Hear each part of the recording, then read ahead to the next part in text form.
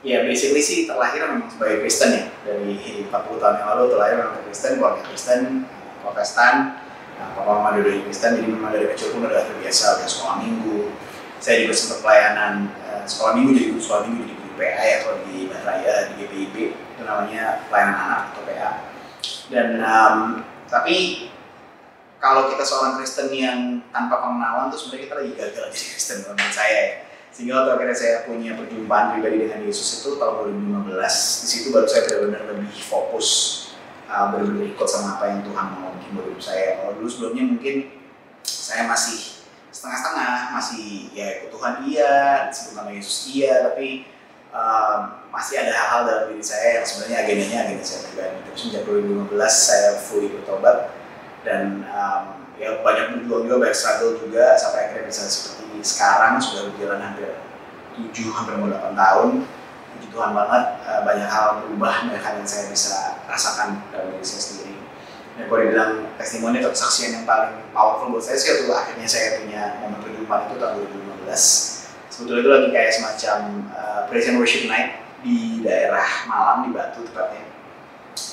Saya melayani orang, melayani jemaat yang hadir, tapi malah saya yang dilawat, malah saya yang bertobat gitu. Jadi keren banget lah Tuhan dengan segala cara-caranya yang bisa kita selami, tapi dia bisa membawa saya yang sebetulnya harusnya melayani, tapi malah saya yang dilayani terlebih dahulu, dan itu yang membuat sampai sekarang saya masih sangat masih terdampak banget sampai hari ini, dan itu yang membuat saya masih berjalan sampai hari ini, dan saya pengen orang lain juga alami apa yang saya alami.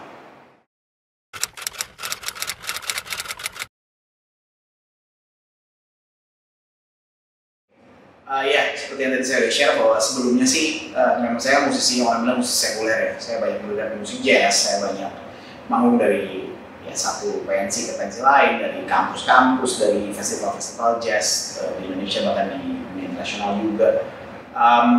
Tapi pelayanan saya sebenarnya sebelumnya lebih fokus, tadi saya sudah cerita di pelayanan anak atau guru sekolah minggu. Itu saya menjadi guru sekolah minggu hampir 10 tahun, kurang lebih dari saya masih umur 17 tahun sampai saya umur 27. Dan awalnya seperti yang saya tadi share gitu, bahwa ketika saya udah pelayanan pun hidup saya juga masih nggak benar gitu, saya masih ngaco, masih banyak hal yang saya lakukan untuk kepuasan diri saya sendiri. Saya melayani pun secara musik juga udah gitu, saya udah sering kesaksian di mana-mana, bikin kesaksian pujian, saya udah ikut bantu album rohani, saya main di event-event rohani, saya bahkan sempat ikut konser-konser rohani juga, layakan, konser One Way, GMB, G15, tapi tetap secara pribadi hidup saya sendiri belum berubah, hidup saya masih banyak berantakan dan masih banyak ngaconya. Tapi di 2015 tadi waktu akhirnya saya bertobat full, kebetulan awal mulanya sebetulnya saya memang pengen bikin album rohani. Jadi lucunya 2012 saya udah pernah bikin album Natal. Di awal album Natal, saya ngerasa saya pengen album Natal karena itu sebuah momen yang mungkin ya setiap orang Kristen merasa itu sesuatu yang perlu dirayakan gitu kan. Tapi 2015 saya tiba-tiba kepikiran, karena saya datang dengan latar belakang musik himne atau musik himne jemaat, musik kita bakti, musik dari musik Presbyterian Church gitu ya.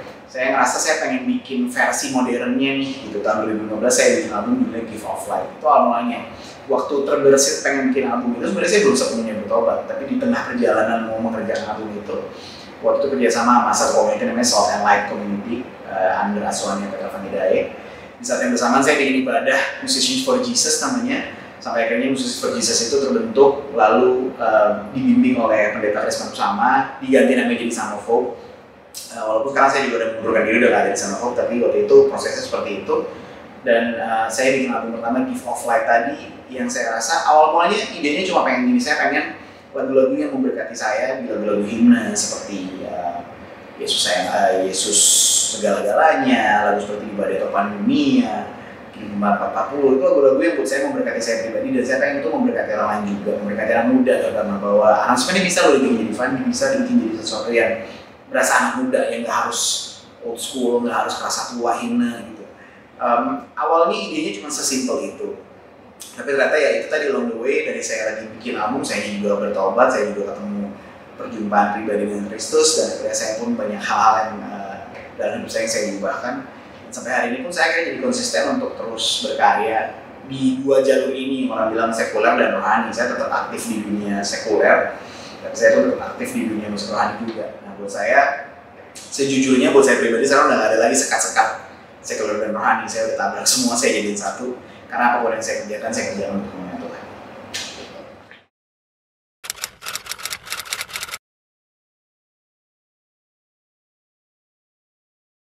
Tantangan terbesar nggak bisa dipungkiri kalau di industri musik adalah value ya, bicara soal value atau nilai.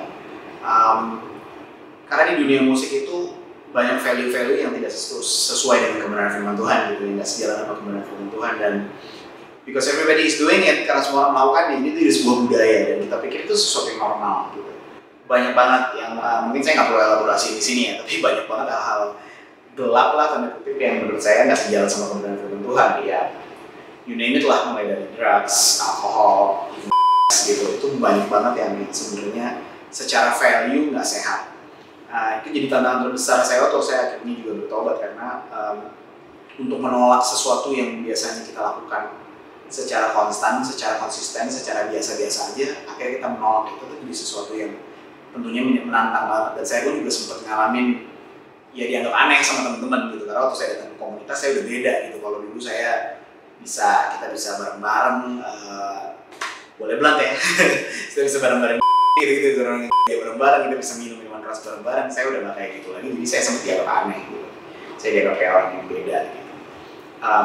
Itu tantangan besar, tapi waktu saya tetap melakukan itu dengan konsisten, orang akhirnya mengerti bahwa perubahan saya bukan perubahan yang sifatnya sementara, tapi perubahan yang memang datang dari keinginan saya pribadi. Dan sekarang pun lucunya saya bisa bergaul lagi dengan teman-teman yang dulu sempat anggap saya aneh gitu. Saya bisa kumpul lagi sama mereka, bahkan beberapa dari mereka juga ada yang akhirnya ikut lain juga sama saya gitu. Jadi kalau dibilang tantangan terbesar, itu tantangan salah satu tantangan terbesar untuk kita bisa punya value yang beda dari yang dunia punya. Karena kalau kita bicara firman Tuhan, Roma 12 ayat 2 kan dibilang, jangan kamu jadi serupa dengan dunia ini gitu kan. Do not be conformed with the world gitu, jangan sama kayak dunia. Nah, itu yang selalu saya usahakan, dan saya mencoba dobrak itu dalam berbagai hal. Bahkan value-value yang tadi kita sebut mungkin terlihat gelap gitu ya, tapi bahkan value-value lain kayak bicara soal datang latihan telat, itu hal yang biasa banget di dunia musik.